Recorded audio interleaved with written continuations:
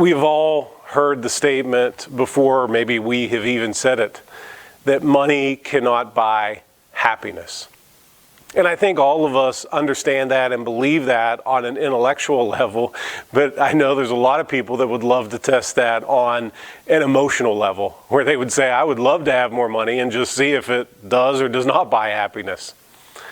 And as we hear that statement, it conjures up these images in our mind. We think of the very wealthy person that comes home and there's nobody there to greet him, and he's very lonely and just miserable all the time. And on the other hand, we see those images of people who don't have a whole lot, and yet they are experiencing joy and happiness in this life. I would dare say that money cannot buy happiness, but money can generate happiness. And what do I mean by that? In Acts chapter 20, the Apostle Paul was meeting with the church in Ephesus, and his time with them was coming to an end, and he was getting ready to leave. And Paul said these words. He said, "Remember the words of the Lord Jesus, that he himself said, 'It is more blessed to give than to receive.'" And the Apostle Paul got on a boat, and as he was doing that, the people of Ephesus hugged him and cried because they were pretty certain that they were not going to see his face again. And so these last words that Paul offers to this group of believers is, be generous. And he harkens back and he says, remember the words of Jesus, who told us that it's far more blessed to give than to receive. And that word that he uses there for blessed is a word that can be translated happy.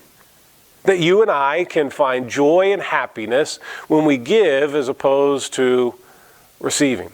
And if you have lived long enough where you have had kids in your house for Christmas, you understand this. I remember when I was a kid and getting up early Christmas morning and going and looking under the Christmas tree and seeing all those gifts wrapped, and just with anticipation couldn't wait to open them, and had to wait for my parents to get out of bed, and finally opening the presents and all the joy that was there because I had received these gifts. However, that joy pales in comparison to the joy that I have as a parent, and getting up on Christmas morning and seeing the joy on my kids' face when they open the gifts that I have bought for them, and the happiness that generates and the joy it generates in my life. Because it is more blessed to give than to receive. Because there is great joy in being generous. If you want to experience the happiness and the joy that is in this life, learn to be generous.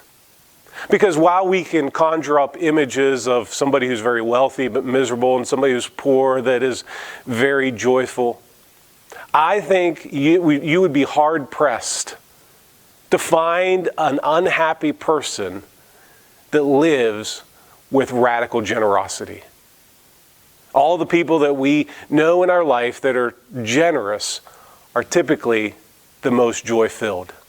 And so if you want to experience that same joy and happiness in your life, go today and be generous.